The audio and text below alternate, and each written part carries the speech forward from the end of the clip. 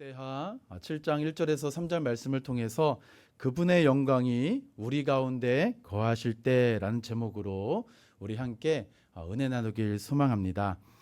저희가 지난 몇 달 동안 셀라이프 큐티를 통해서 역대상을 저희가 살펴보았는데요. 이 다윗 왕의 일대기를 저희가 계속 살펴보았습니다. 지금 처음 들으신 듯한 그런 표정을 하신 분 몇 분 계시는데요. 이 새벽 예배 때 저희가 셀라이프 큐티를 통해서 역대상을 살펴보았는데요. 그래서 이제 궁금한 것이 이 하나님의 성전을 이 준비하는 이 다윗의 기쁨이 성전을 건축하고 완공하는 솔로몬의 기쁨으로 이렇게 연결되어지는 그 과정 어떻게 나타났을까라는 생각이 계속 들었습니다. 그런 묵상 속에서 이 하나님의 영광스러운 임재가 오늘 본문 말씀을 통하여 드러나는 것을 보고 성도들과 함께 나누면 좋겠구나라는 그러한 은혜를 받게 되었습니다. 특별히 오늘은 종교개혁주일인데요. 이 종교개혁주일을 통하여서 오늘 본문 말씀을 통해서 교회에 하나님의 영광이 나타날 때 나타나는 그 귀한 은혜와 도전이 무엇인가 오늘 본문을 중심으로 세 가지로 함께 살펴보길 소망합니다. 첫 번째로 이 하나님의 영광이 가득할 때 바로 참된 예배의 영광으로 우리 하나님은 우리 모든 성도들을 회복시켜 주신다는 것이죠. 하나님의 영광이 가지는 의미, 왜 하나님의 영광이 교회와 이 거룩한 하나님의 성전에 가득할까라는 것이죠. 2절 말씀에 이제 성전에 하나님의 영광이 가득 찼다라고 말하고 그 영광으로 제사장들이 성전 안으로 능히 들어가지 못했다고 합니다. 이 하나님의 영광이 무엇일까요? 하나님의 영광은 하나님의 존재, 하나님 존재 그 자체입니다. 하나님의 살아계심과 하나님의 현현이 바로 하나님의 영광스러운 임재 가운데 지금 성전 낙성식을 거행하고 있는 솔로몬과 이스라엘 온 공동체 가운데 충만히 임하신 것입니다. 이 영광스럽게 하나님의 백성 가운데 내가 너희와 함께하고 있다라는 하나님의 징표죠. 그래서 백성들은 하늘에서 내려진 불과 성전에 가득한 하나님의 영광을 보면서 과연 하나님은 우리와 함께 계시고 하나님은 지금도 살아계시는구나 라는 이 믿음의 확신을 가진 것입니다. 또한 어떻습니까? 제사장들도 이 하나님의 영광을 바라보면서 바로 엎드립니다. 제대로 볼 수 없었던 것이죠. 이 영광이 바로 하나님의 영광입니다. 사랑하는 성도 여러분, 우리 교회의 존재 이유가 무엇일까요? 바로 살아계신 하나님을 드러내는 것이죠. 이 사람을 드러내는 것도 아니고 우리의 자랑, 우리의 이야기도 드러내는 것이 아니라 바로 살아계신 하나님을 드러내는 것이 교회의 존재의 이유입니다. 그래서 하나님께서 우리 몸된 교회 가운데 계시고 그 교회에서 사랑하고 택한 백성들과 친밀한 인격적인 교제 가운데 임하여 주셔서 하나님의 살아계심을 말씀을 통하여 기도를 통하여 교제를 통하여 헌신을 통하여 모든 신앙의 역사를 통하여 우리가 경험할 수 있도록 지금도 은혜를 주시는 것, 이것이 바로 교회를 통하여 우리가 하나님의 영광을 드러내는 것입니다. 어떻게 해요? 이 모든 것의 총집합 바로 예배입니다. 예배를 통해서 우리는 하나님의 절대적인 주권을 경험하고 또 기록된 성경 66권의 말씀이 선포됨을 통하여서 다시 한번 우리는 하나님께 영광을 돌리고 그 예배를 통해서 우리는 하나님의 임재하심을 우리는 깊이 경험하게 됩니다. 예배를 통해서 하나님을 알지 못하는 사람들에게 중생과 회심을, 그리고 죄에 빠진 사람들에게 이 예배가 회개의 기회가 되는 것이죠. 돌이킬 수 없는 사람들에게는 은혜의 능력을 경험할 수 있는 시간이 바로 예배입니다. 하나님의 영광을 보지 못한 사람들에게는 우리 하나님은 눈을 열어주시고 마음을 열어주셔서 오늘도 살아계신 그 하나님의 영광스러운 임재 앞에 우리 모두가 함께 참여할 수 있도록 하나님은 길을 열어주시니 바로 이것이 예배의 귀한 은혜다라는 것입니다. 그래서 우리는 예배를 통해서 우리의 영혼이 변화되는 시간, 우리 영혼이 변화되는 능력을 깊이 경험하죠. 또한 어떻습니까? 이 예배를 통하여서 우리 모두는 살아계신 하나님께 경배를 돌립니다. 지금 제사장들이, 온 백성들이 하나님의 영광스러운 임재를 보면서 다 땅에 엎드린 것처럼 말입니다. 성도들은 여호와를 경배하고 감사하고 노래하고 찬양하죠. 우리 사랑하는 성도 여러분, 우리 교회의 목표가 무엇이면 좋을까요? 한 사람 한 사람 일꾼은 만드는 것이 목표일 수도 있지만 성도를 일꾼 만드는 것이 목표가 아니라 하나님을 경배하는 사람들로 회복시키는 것이 바로 목표가 되어야 되는 것입니다. 하나님을 경외함으로써 나 자신은 하나님 앞에서 아무것도 아니다라는 사실을 날마다 발견하는 것입니다. 이것을 아는 자가 바로 하나님의 영광 앞에 엎드릴 수 있는 것입니다. 하나님을 경외하지 않으면 하나님 앞에 엎드릴 수 없는 것이죠. 위대하신 하나님 앞에 엎드려 경배하는 예배자가 될 때 이것은 배우고 가르쳐서 일꾼 만드는 그런 것이 아니라 하나님을 만나고 하나님을 교제하고 하나님을 배우고 하나님의 기쁨으로 충만하여서 자원하여 헌신된 일꾼 종으로 쓰임받는 것, 이것이 바로 디아코노스의 삶이죠. 그래서 우리는 모두가 다 자원하여 헌신하는 이 기쁨으로 같은 마음, 같은 뜻, 같은 열매, 같은 생각을 가지고 하나님 앞에 예배를 드리는 것입니다. 제가 영혼교회 이제 처음 와서요, 여러 가지로 많은 은혜도 받고 도전도 받았는데 지금도 사라지지 않는 마음에 꽂힌 것이 있습니다. 여러분의 주보를 보시면 맨 처음 표지에 그곳에 가면 행복이 흐른다라는 이 문구입니다. 목사님께서 정하신 것 같은데요.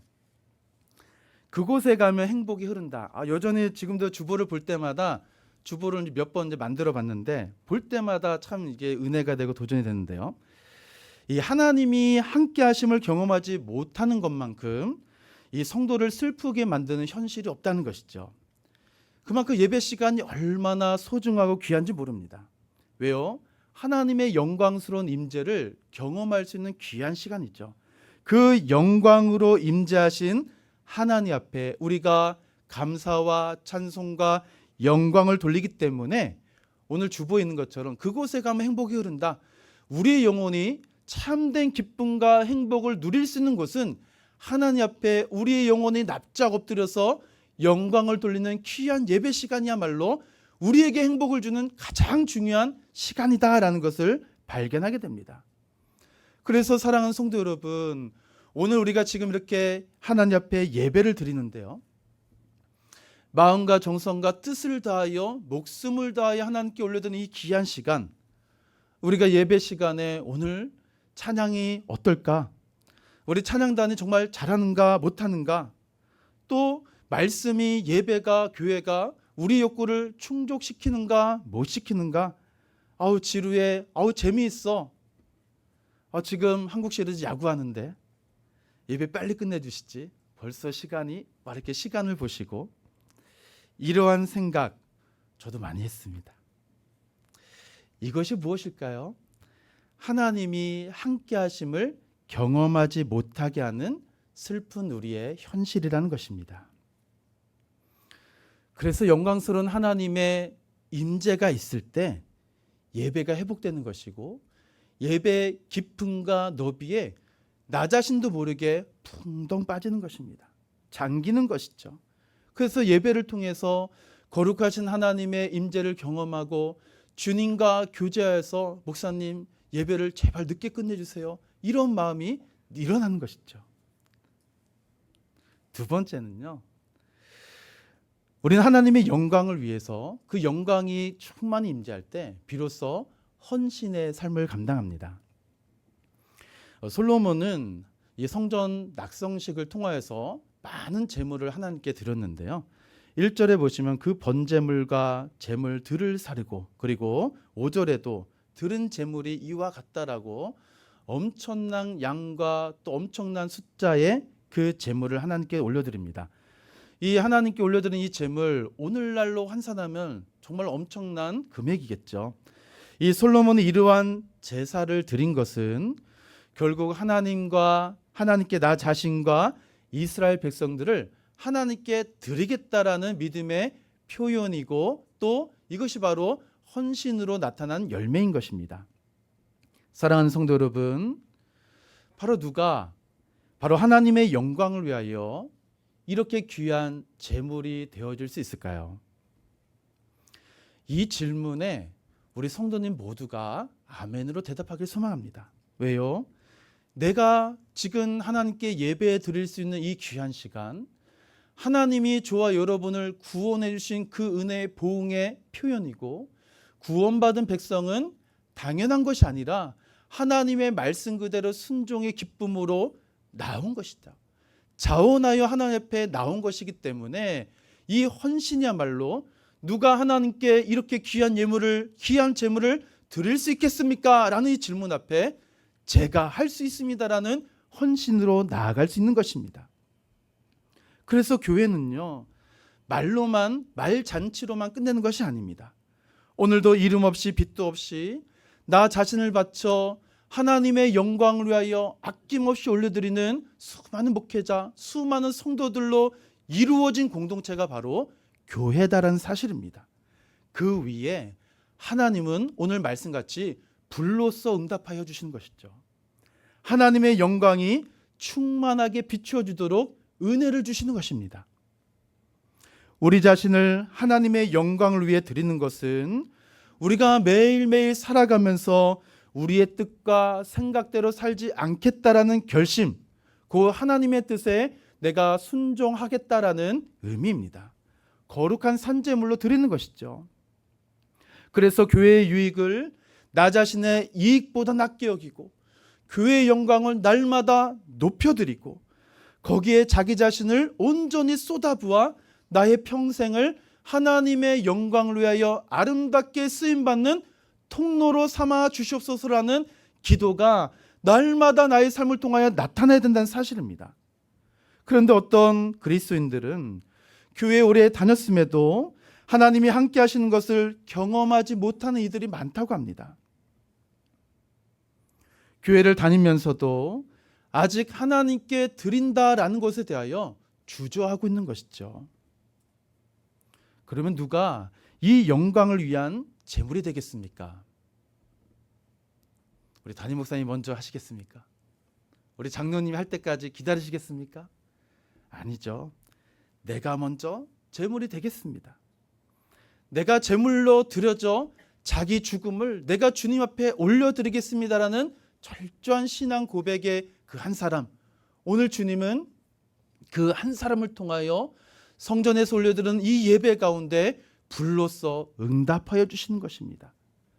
주님, 제가 여기 있습니다. 나를 사용해 주시고 나를 보내주시옵소서. 하나님의 영광의 임재를 날마다 경험하는 것이죠. 그렇다면 그 헌신, 그 삶을 온전히 올려드리는 그 드림의 최종 목적이 중요합니다. 내 소유, 내 능력, 내가 가진 모든 것을 하나님께 올려드렸습니다 라고 이야기하고 저는 올려드렸으니까 이제 끝입니다. 돌아서면 안 되는 것이에요. 여기에서 우리가 놓치지 말아야 할 포인트는 그 드림의 중심, 태도, 마음 귀한 얼마나 중요합니까? 그럼에도 하나님께 드렸다면 드린 것으로 마치는 것이 아니라 내가 하나님께 올려드리는 이 헌신의 삶을 통하여 다른 누군가가 나와 똑같은 헌신의 삶을 살아갈 수 있도록 권면하고 나를 통하여 그를 통하 그의 삶이 하나님께 드려질 수 있도록 전하는 것입니다. 거미를 아실 것입니다. 거미는 자기 몸을 위해서 일합니다. 그래서 거미줄을 처음 킨 걸 보시면은 이 많은 이제 곤충들이 이제 달려 있죠. 그러면 이제 거미가 나의 밥이다 생각하고, 거미의 특징은 예를 들면 파리가 5마리가 걸려 있으면은 그 5마리를 어떻게 합니까? 잘 거미줄로 다 포장한 다음에 자기 집에 잘 놓거나 잘 보관해 둡니다. 왜요? 내가 배고플 때 언제든지 먹을 수 있도록. 그런데 벌은 어떻습니까? 벌 다른 존재를 위합니다. 특별히 벌이 만든 꿀 얼마나 달콤하고 맛있습니까? 생각만 해도 참 기분이 좋은데요. 벌은 다른 존재를 위하여 일하고, 또 우리도 마찬가지입니다. 하나님께 내가 헌신을 결단하고 드렸다면 내가 가진 것 하나님께 드렸습니다 라는 것으로 끝난 것이 아니라 누군가가 헌신의 자리로 옮겨질 수 있도록 끊임없이 그를 위하여 기도하고 권면해야 되는 사실이에요. 바울이 아그리빠 왕을 개종시키려 했던 것을 우리는 사도행전을 통하여 기억할 수 있는데요. 사도행전 26장 27절에 아그리빠 왕이여 선지자들을 믿으시나이까? 믿으시는 줄 아나이다. 지금 이에 바울의 열정과 웅변으로 아그리빠 왕을 지금 설득하고 있는 장면인데요. 28절에 아그리빠 왕이 이렇게 이야기합니다. 내가 적은 말로 나를 권하여 그리스도인이 되게 하려는도다. 지금 아그리빠 왕이 위기에 처해 있는 것이죠. 내가 여기서 정신 바짝 차리지 아니하면 그리스도인 되겠구나라는 생각을 한 것입니다. 사랑하는 성도 여러분, 헌신은 물질만 드리는 것이 아니고 땀만 흘리는 것이 아닙니다. 하나님의 영광을 보고 들은 자, 그가 무엇을 해야 될까요? 내 헌신, 물질, 땀을 아낌없이 드렸다. 여기서 끝나는 것이 아니라 다른 이들을 헌신의 자리로 인도함을 얻을 수 있도록 끝까지 설득하셔야 됩니다. 여기가 중요한 것이죠. 말로 설득하셔야 되고, 삶으로 내 헌신의 모습을 보여주셔야 되고, 기도로 그들의 삶이 헌신자의 삶이 되어질 수 있도록, 하나님의 영광이 비춰질 수 있도록 끊임없이 기도하셔야 된다는 사실입니다. 왜요? 우리 모두가 하나님의 영광을 본 자들이기 때문에 그렇습니다. 그럼 마지막으로 이 하나님의 영광을 본 자들은 무엇을 할까요? 기도한다는 사실입니다. 하나님의 영광을 본 자들은 하나님의 영광 앞에 엎드렸는데요. 이 거룩하신 하나님의 영광의 빛이 얼마나 중한지 그 빛을 정면으로 응시할 수 없는 상황입니다. 그런데 하나님의 영광이 이 가득 임재하시기 전에 우리가 살펴보지 않았지만 6장에 이 솔로몬의 기도가 나오는데요. 이 솔로몬의 기도는 솔로몬의 생애에 있어서 결단코 잊혀지지 않는 기도입니다. 단번에 기도 부탁합니다 라고 해서 즉흥적으로 기도한 것이 아니라 솔로몬은 성전 건축, 아니 그 이전부터 이스라엘 왕이 되기 전부터 이 다윗 왕을 통하여 배운 것이 이것입니다. 기도의 삶. 하나님 앞에 기도하였을 때 하나님이 반드시 들으시고 응답하신다라는 그 확신이죠. 그렇기 때문에 온 심정을 쏟아부어서 하나님께 기도한 것입니다. 열왕기상 3장 7절에서 이 솔로몬이 왕이 되었을 때 이제 하나님께서 그에게 나타나셔서 무엇을 원하느냐라고 말씀하십니다.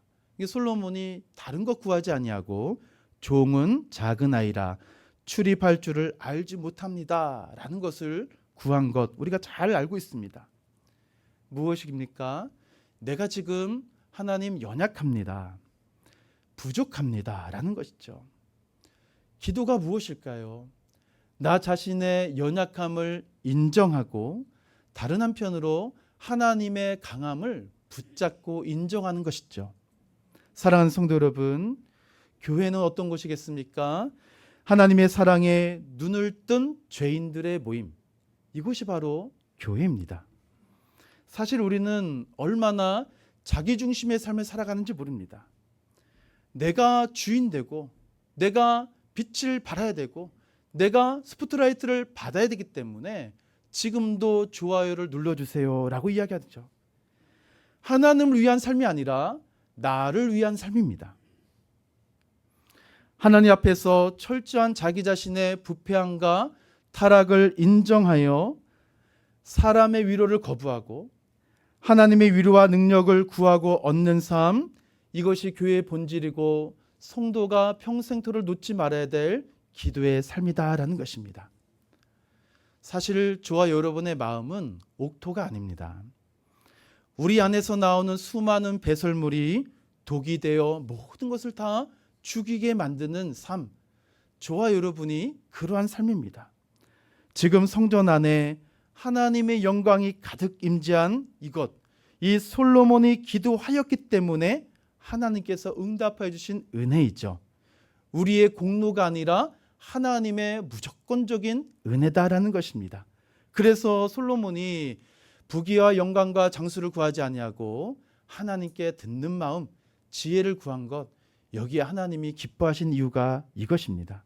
그래서 하나님께서는 그에게 지혜뿐만 아니라 오늘 성전 낙성식 이 당시에 이 영적 지도자가 간절히 기도할 때 온 백성이 어떻게 회복되어지고 어떻게 하나님 앞에서 살아갈 수 있는가, 유일한 참된 소망을 솔로몬, 영적 지도자인 이 솔로몬을 통하여 하나님께서 응답하여 주신 것입니다.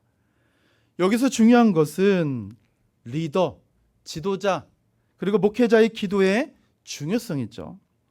이 저와 같은 목회자가 기도하지 않으면 성도들의 많은 기도가 수포로 돌아갈 수 있기에, 그렇기 때문에 지금 솔로몬의 기도가 우리 목회자뿐만 아니라 교회의 지도자인 우리 목사님, 우리 임직자, 직분자, 셀리더, 교사, 모든 성도가 다 동일합니다. 가정에서는 우리 부모의 기도, 또 학교에서는 우리 학생들의 기도, 일터에서는 우리 직원들, 사장님들의 기도, 이들이 간곡히 기도할 때 하나님은 멈추지 아니하시죠.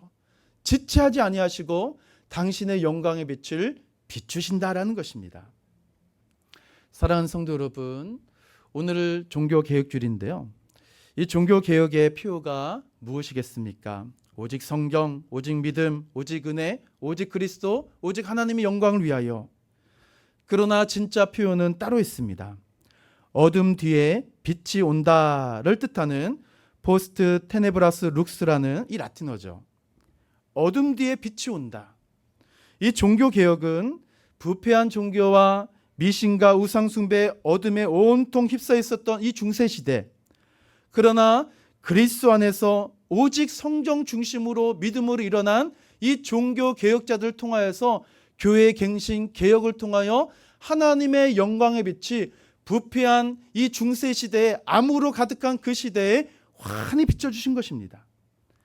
이 말씀이, 복음이 선포되자 많은 사람들이 어둠에서 빠져나와 하나님의 귀한 그 영광 안으로 들어간 사건이 종교개혁입니다. 그분의 진리와 은혜의 빛 가운데 살면서 오직 성경을 우리 인생의 궁극적인 권위로 인정하여 오직 하나님께 영광을 돌리는 인생의 목적을 삼는 삶, 개혁된 삶, 이것이 바로 종교개혁이죠. 어둠 속에 하나님의 구원의 빛이 영광스럽게 임하였을 때 바로 온 세상을 뒤바꾼 것입니다. 교회의 영광이 충만하자 그리스도와 그분의 말씀에 온전히 헌신한 그 한 사람 한 사람이 계속 일어나는 것입니다. 사랑하는 성도 여러분, 이 자리로 저와 여러분을 오늘 우리 주님은 초청하여 주셨습니다. 정말 앞서 말씀인 것처럼 한국 시리즈 야구회 때문에 지금 이 자리에 안 오신 분들 지금 3분 계시는데요. 우리 성도님들은 이 귀한 부르심과 초청 앞에 얼마나 감사한지 모릅니다. 나 스스로는 변화될 수가 없습니다. 어느 누구도 변화의 삶을 감당할 수 없죠. 하나님의 영광의 빛이 비춰야만 우리는 기꺼이 하나님의 영광 앞에 나의 모든 것을 내어 맡기고, 나는 비천한 죄인이기 때문에 주님의 영광의 빛이 없으면 우리는 아무것도 할 수 없습니다라는 고백 앞에 우리는 헌신하고 영광 올려드리고 변화된 삶, 이 개혁된 삶으로 살아갈 수가 있는 것입니다. 말씀을 맺겠습니다. 하나님의 영광이 충만하는 그때 우리 사랑하는 성도 여러분, 날마다 예배의 자리를 통하여 주님과 깊은 교제, 그 은혜를 힘있길 소망합니다. 하나님의 영광이 충만히 임하는 그때 자원하는 마음으로 기꺼이 나의 모든 삶을 올려드리며 아직도 하나님의 영광이 빛이 못하는 많은 이들에게 헌신의 삶이 얼마나 유익이 되는지 권면하고 또 설득하고 그들의 삶 속에 기도와 헌신의 삶을 증표로 하여 함께 헌신의 삶을 걸어가고자 전하는 삶, 하나님의 영광이 충만한 그때에 이제 우리도 간절히 하나님의 영광을 하여 기도할 때 은혜 응답의 불이 우리 모든 삶 속에 차고 넘치는 하나님의 영광스러운 우리 성도의 삶이 되기를 주님의 이름으로 축원함을 드립니다. 기도하겠습니다.